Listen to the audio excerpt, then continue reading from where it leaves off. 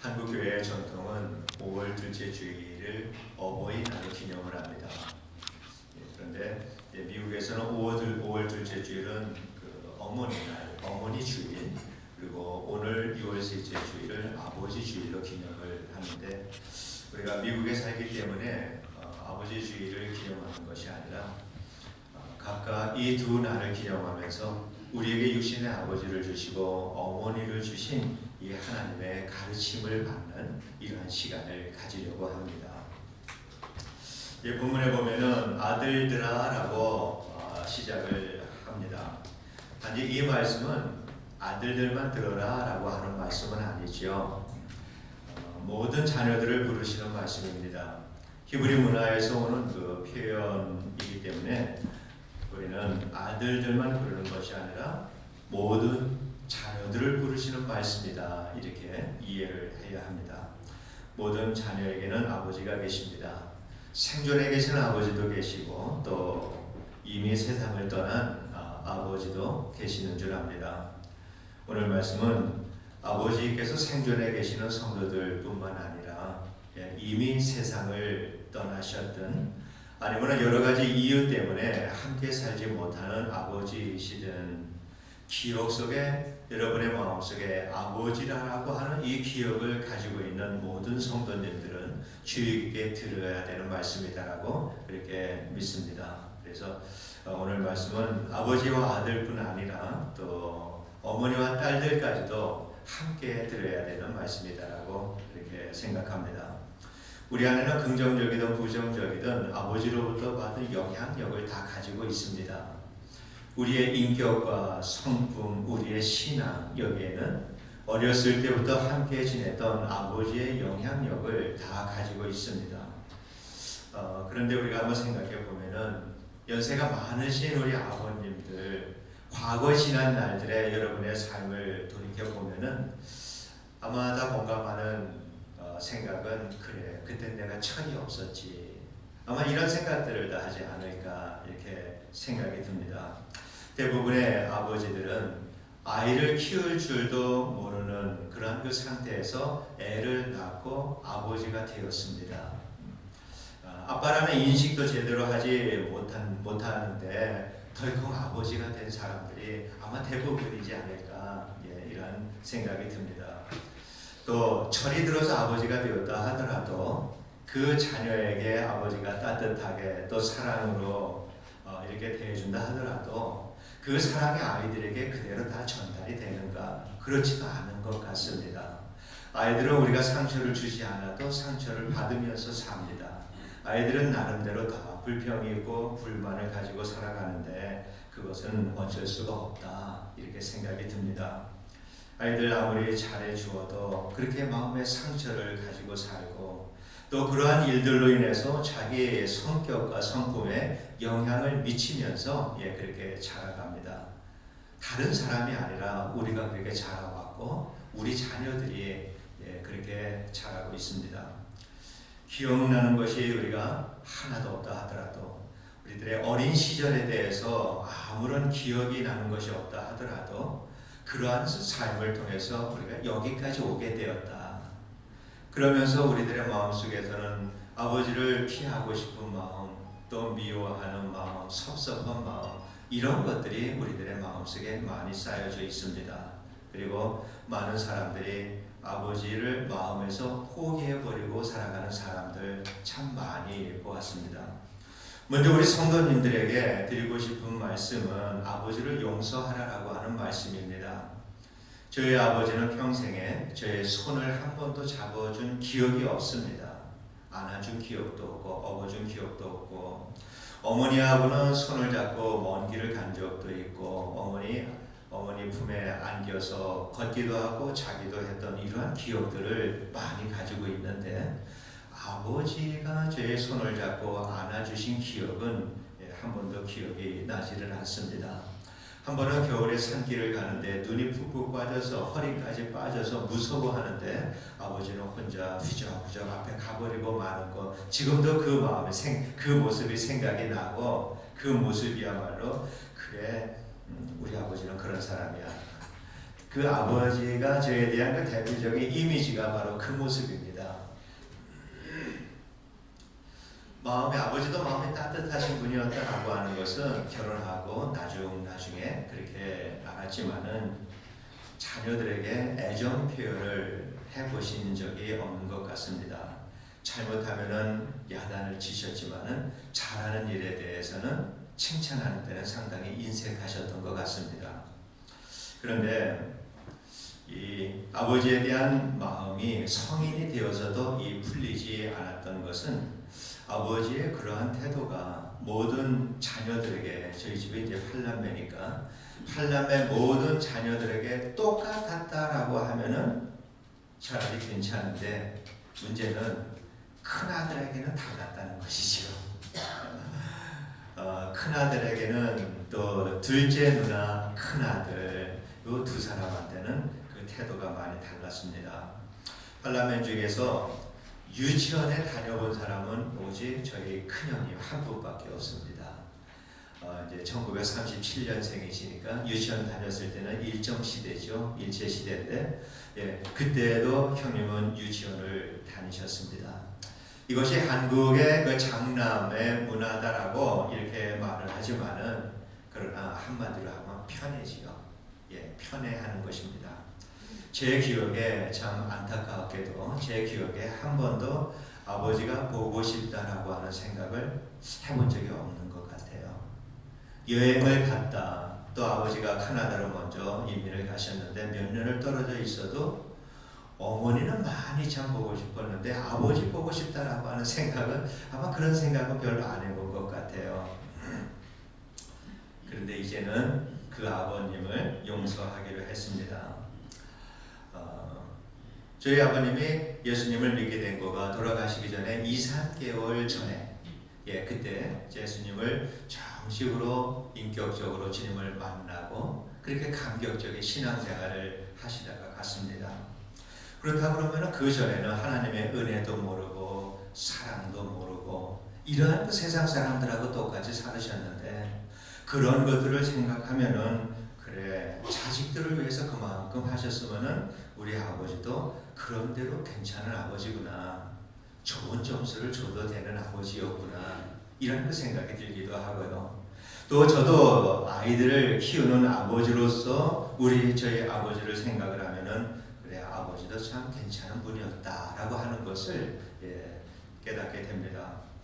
아버지를 용서한다라고 하는 이 마음을 갖게 되니까 여러 가지 면에서 마음에 여유가 생깁니다.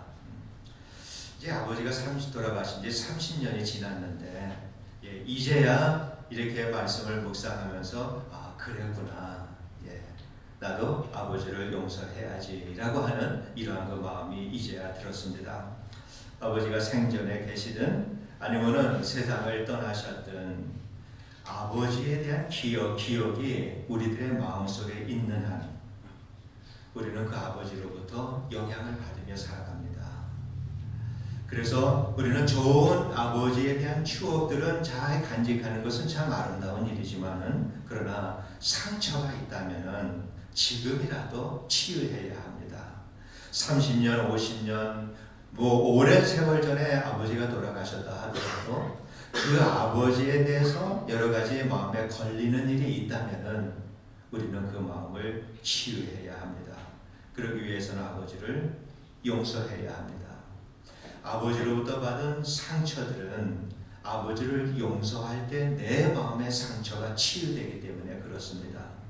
그 상처로 인해서 오늘 우리들의 마음에 여러 가지 성품과 성격에 다양한 악한 영향을 받으면서 우리가 살아왔을 것입니다. 이것이 아버지를 내가 용서하겠다라고 하는 마음을 가지고 주님 앞에 도움을 청할 때 그러한 것으로부터 자유함을 누리게, 또 치유함을 우리가 경험하게 될 줄로 믿습니다. 우리 주님께서는 이웃을 용서하라라고 이렇게 말씀을 하셨는데, 살아있는 사람들만, 눈에 보이는 그 사람들만 용서하라고 하는 이 말씀이 아니라 눈에 보이지 않는 사람들, 이미 세상을 떠난 사람이라고 하더라도 그들이 내 마음속에 기억으로 남아있는 한 그 이웃을 용서하라고 하는 말씀입니다. 그렇게 할 때 우리의 영혼이 건강해지고 우리의 믿음이 잘 자라게 되고, 그러면서 하나님이 이래서 나에게 아버지, 이 아버지를 통해서 이 땅에 나를 보내주셨구나. 아버지를, 그 아버지가 어떤 아버지이든지 내 마음에 취함을 얻고 아버지를 용서할 때 하나님께서 우리에게 은혜를 주시고, 그래서 우리 그때에서 비로소 우리는 하나님이 나의 아버지를 주신 것에 대해서 감사하는 이러한 마음을 가지게 될 것입니다. 자녀들이 아버지로부터 주의 깊게 훈계를 듣고 명철을 얻는다라고 하는 이 말씀은 우리 아버지들이 선하고 지혜로운 이러한 그 삶을 보여주신 것, 이러한 것들만 통해서 우리가 이 명철을 얻는 것이 아니라 아버지들의 잘못된 삶을 통해서도 우리가 명철을 얻을 수 있어야 합니다. 그러한 그 지혜, 그러한 그 명철은 아버지의 말과 행동에 달려있는 것이 아니라 하나님의 말씀에 대한 우리들의 지식과 그 지식에 대한 깨달음에서 온다라고 하는 것을 우리가 알아야 하고, 그래서 아버지에 대한 감사한 마음이나 이 깨달음은 아버지에게 달려있는 것이 아니라 우리들의 신앙에 달려있다라고 하는 것을 우리가 이해를 해야 합니다. 우리 자신들을 보면은 우리 정말 이 아버지들의 그 젊은 시절이 우리하고 특별히 다르지 않다라고 생각을 하면은, 그래, 우리 아버지도 젊었을 때 참 철이 없었겠다, 이런 생각을 우리가 하게 됩니다. 아버지들도 한때는 철이 없었고 성숙하지 못한 인격을 가지고 살았고, 또 믿음의 삶을 살았다 하더라도 젊었을 때는 참 믿음도 참 보잘것이 없는 그러한 믿음으로 그렇게 사셨을 것입니다. 잘난 아버지도 못난 아버지도 또 세상을 떠난 아버지도 우리가 아버지를 용서하게 되면은 아버지가 어떠한 삶을 살았다 하더라도 우리는 그 아버지의 훈계를 우리가 그 아버지의 삶을 통해서 훈계를 들을 수가 있고 거기에서 지혜와 명철을 얻을 수가 있다라고 믿습니다. 그러면서 하나님께 감사하게 될 것입니다. 아버지를 용서하시기 바랍니다. 그래야 우리가 우리의 신앙이 잘 자라고 성숙해져 갈 것입니다. 그리고 우리는 하나님의 아버지 되심과 믿음의 조상들의 훈계에도 귀를 기울이면서 명철을 얻어야 합니다. 성경에는 많은 아버지들이 등장을 하는데 우리는 그들을 믿음의 조상이다라고 부릅니다. 믿음의 할아버지들이다라고 하는 말씀이죠. 믿음의 조상 아브라함으로부터 시작을 해서 이삭과 야곱, 그리고 성경 속에서 등장하는 많은 그 아버지들, 이 아버지들의 삶이 이스라엘의 역사를 통해서 계속 그 믿음의 삶이 내려오면서 오늘 우리에게까지 전하여지게 되었습니다. 우리는 하나님의 아버지 되심을 성경 속에서 그리고 그들의 삶 속에서 찾아볼 수가 있습니다. 에덴 동산에서 하나님께서 아담과 하와를 이제 죄를 지어서 바깥으로 내보냈습니다. 바깥으로 쫓겨난 아담과 하와는 하나님을 잊어버리고 사는데 그들을 쫓아내신 하나님은 이들을 잊어버리지 못하고 삽니다. 먼저 그들에게 다가가십니다. 하나님과 너희들이 나와 교제하기 위해서는 이렇게 하면은 할 수 있다. 너희들이 죽지 않고 구원을 얻으려면 이렇게 해야 된다. 아담과 하와가 가르쳐달라고 한 적은 없을 것입니다. 하나님이 먼저 가시고 하나님께서 그들에게 가르쳐 주셨습니다. 못된 자식이라고 하더라도 끝까지 사랑하시는 우리 하나님 아버지의 모습을 그곳에서 그 말씀을 통해서 그 모습을 통해서도 보게 됩니다. 또한 하나님으로부터 멀어져가는 백성들을 다시 부르기 위해서 하나님께서는 참으로 큰 결단을 하십니다. 그래서 온 세상은 물로 다 쓸어버리셨습니다. 그리고 노아에게 이렇게 말합니다. 내가 다시는 물로 세상을 심판하지 않을게. 주님의 약속입니다. 출애굽에서 보여주신 하나님의 모습, 하나님의 백성들을 끝까지 지키시고 확보하시고 그리고 조상들에게 약속하셨던 그 약속을 신실하게 지키시는 하나님의 모습을 우리는 출애굽을 통해서 보게 됩니다. 성막을 지으라고 하셨습니다. 성막을 짓고 맨 구석에 지성소라고 하는 조그만 방을 만들고 하나님께서는 그곳에 임재하시고 백성들과 함께 사는 것을 하나님은 기뻐하시는 그러한 하나님이십니다. 믿음의 조상들은 이 하나님을 아는 사람들이었습니다. 하나님이 어떠한 분이신가라고 하는 것을 알았습니다. 노아는 그렇게 심판하시는 하나님의 눈에서 하나님의 은혜를 보았습니다. 분노하시는 하나님의 눈 속에서도 하나님의 눈물을 볼 수 있었던 사람들이 믿음의 조상들, 믿음을 가진 그들의 믿음이었습니다. 그들은 믿음의 삶에 귀를 기울이면서 이렇게 하나님으로부터 많은 명철을 얻으면서 이렇게 말씀을 통해서 우리에게 또한 교훈을 주시는 분들입니다. 그러한 사람들 가운데 가장 대표적인 사람을 뽑으라 그러면은 당연히 아브라함을 뽑겠지요.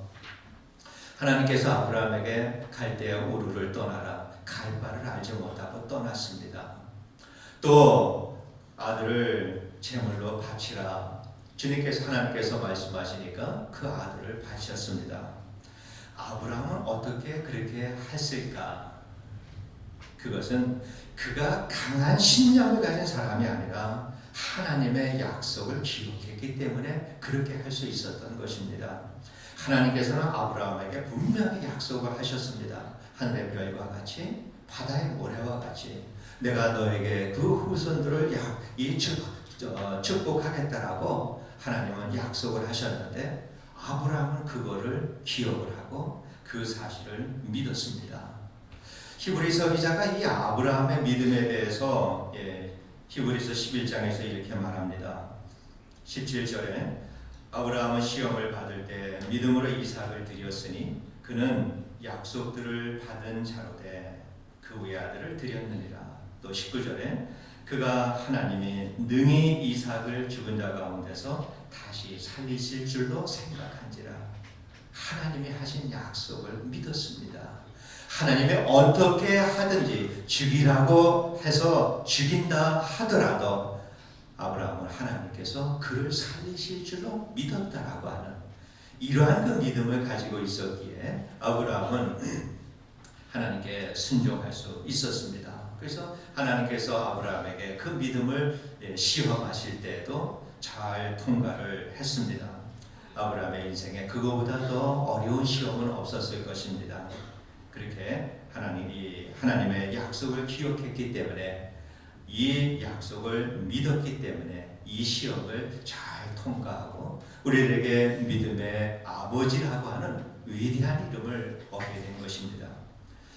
그리고 또한 아브라함의 믿음이 참으로 위대한 믿음이다 이렇게 생각이 드는 것은 아브라함이 바라보았던 그 믿음, 이것이 그 믿음의 그 내용들이 대부분의 사람들은 자기가 살아가는 그 인생의 그 살아가는 기간 동안에 이 믿음이 성취되는 것을 응답이다라고 생각을 합니다.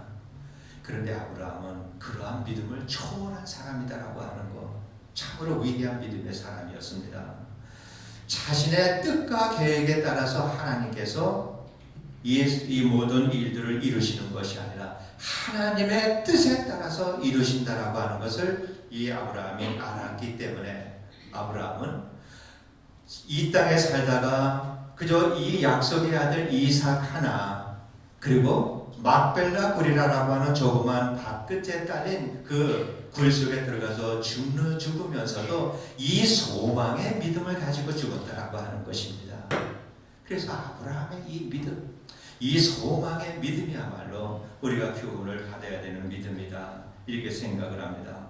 우리는 아브라함을 통해서 하나님의 약속에 대한 믿음을 우리가 가져야 한다는 것, 그리고 이 약속이 우리들의 뜻과 계획에 의해서 이루어지는 것이 아니라 하나님의 뜻과 하나님의 때에 따라서 이루어진다라고 하는 이러한 그 사실, 그리고 이 모든 것은 우리가 이 세상을 떠나도 언젠가 하나님의 때에 이루어진다라고 하는 소망의 믿음을 가지고 살아야 된다. 이것을 우리가 교훈을 받을 수 있습니다. 또 한 사람의 믿음의 조상을 통해서 배우기 원하는 사람은 이삭입니다.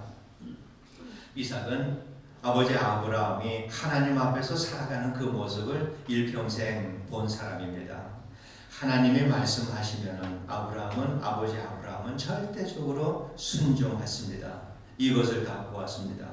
자연스럽게 이삭은 하나님을 알아갔고 또한 믿음의 삶을 배워갔습니다.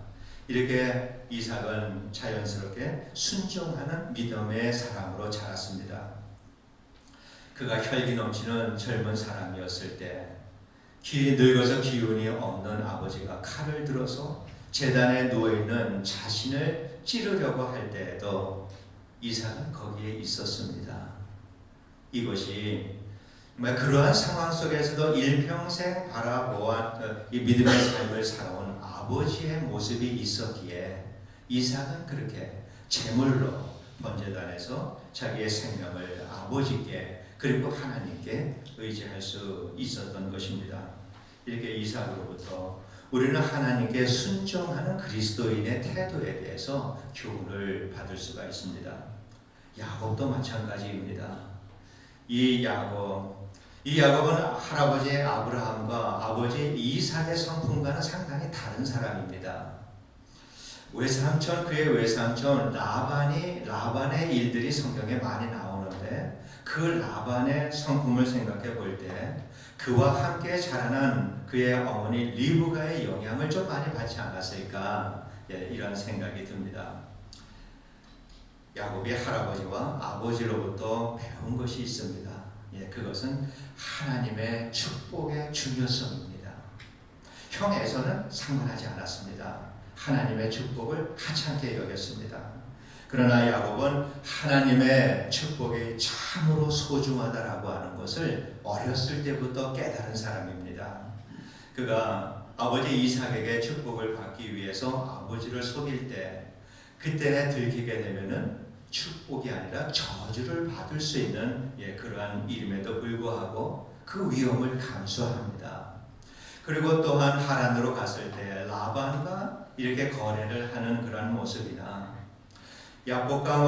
야복강에서 천사와 씨름을 하면서 뼈가 어긋나도록 고통스러운 상황 속에서도 나를 축복하지 않으면 보낼 수 없다라고 하는 이 야곱의 모습을 통해서 그는 하나님의 축복을 자기의 생명보다도 소중하게 여긴 사람이다. 이것을 우리가 알 수가 있습니다. 그의 아버지의 삶을 통해서 배운 것이 바로 그 모습이었습니다. 하나님의 축복이 인생의 전부다. 야곱이 그것을 깨달은 것입니다. 우리는 하나님의 자녀로서 그러한 그 위대한 신앙인들의 역사를 이어가야 되는 사명을 가지고 오늘 이 시대를 살아가는 그리스도인들입니다. 우리가 이 세상에 살아가면서 남겨야 되는 것, 하나님의 백성으로 하나님의 자녀로 이 세상을 살아가면서 이 땅에 남겨야 되는 그 일은 믿음의 아버지들로부터 배워온 그 모든 것들을 이제는 우리들의 삶을 통해서 후손들에게 물려주어야 한다라고 하는 것입니다. 좋은 것들을 물려주어야 합니다. 이 세상이 얼마나 어둡고 타락한 세상입니까? 이 세상에 비록 우리가 살지만은 그러나 우리는 우리 후손들에게 우리에게 아름다운 믿음을 유산으로 넘겨주신 그 믿음의 선조들의 그 믿음을 우리가 본받아서 우리의 삶을 통해서 우리의 후손들에게 이 믿음을 넘겨주어야 합니다. 그러기 위해서는 먼저 우리 자신들의 마음의 상처가 이 상처가 사라져야 되는데 치유받아야 되는데 이것이 우리가 아버지를 먼저 용서하는 것입니다. 여러분의 마음속에 어떠한 것이라도 아버지에 대한 섭섭한 마음과 잘못된 마음들 또 상처가 있다면 다 하나님 앞에 내려놓고 치유를 용서해 주시고 또 치유해 주실 것을 위해서 기도해 주시기를 바랍니다. 정말로 때로는 악한 아버지들도 계십니다. 그렇다 한다 하더라도 그 아버지를 용서하지 않는다면 하나님께서는 여러분의 강팍한 마음과 교만한 마음을 책망하실 것입니다. 왜냐? 하나님은 우리 같은 사람도 용서해 주셨습니다. 우리 같은 사람도 용서해 주시기 위해서 그 아들을 십자가에 못 박아 심판하셨습니다. 그리고 우리에게 너희도 이와 같이 하라고 하셨습니다. 그래서 우리는 용서해야 합니다. 그런 아버지를 용서할 때 우리의 마음에 자유함을 얻을 수가 있습니다. 마음의 쓴뿌리가 캐내 빠져나가는 것을 우리가 경험하게 될 것입니다. 아버지로부터 물려받은 좋지 않은 영향력이 이제는 대물림을 하지 않고 우리 세대에서 끝날 뿐만 아니라 오히려 내가 받은 상처가 하나님이 나를 용서해 주셨다라고 하는 이러한 마음의 확신을 가질 때 나의 상처들이 하나님의 은혜의 자리로 다시 재해석되는 놀라운 은혜를 우리가 경험하게 될 것입니다. 이제 말씀을 통해서 하나님의 아버지됨을 우리가 배워야 하고 또 믿음의 선조들, 믿음의 조상들의 삶의 귀를 기울이면서 그들로부터 훈계와 명철을 배워야 합니다. 아브라함으로부터 소망의 믿음을 우리가 배워야 되고 이삭으로부터 순종하는 믿음을 배워야 되고 야곱으로부터 내가 하나님의 축복이 없으면 살 수 없다라고 하는 이 축복에 대한 간절한 마음을 우리는 배워야 합니다. 그리고 성경과 그 역사 속에서 하나님의 말씀에 귀를 기울이고 살았던 많은 신앙의 선조들, 이분들의 삶을 우리가 공부하고 읽으면서 그분들의 삶으로부터 또한 우리는 명철을 얻어야 합니다. 그래서 우리도 믿음의 조상으로서 우리 이후에 이 땅에서 태어나고 이 땅에서 믿음의 삶을 살아가는 그 모든 이 후손들을 생각하면서 우리도 믿음의 조상으로서 아름다운 믿음의 신앙의 유산을 그들에게 넘겨주어야 되고 아름다운 신앙의 발자취를 우리도 남기며 살아야 합니다. 우리가 참 그리스도인이라면 우리는 남녀를 불문하고 모두가 다 믿음의 아버지들입니다. 우리의 삶이 믿음의 조상으로서의 삶이 되기를 원합니다. 모든 믿음의 아버지들 위에 우리 주님의 은혜와 축복이 함께 하시기를 주의 이름으로 축원드립니다. 기도하겠습니다. 사랑이 많으신 하나님 아버지, 우리에게 아버지를 주신 것 감사를 드리고 우리가 믿음의 아버지로 살아갈 수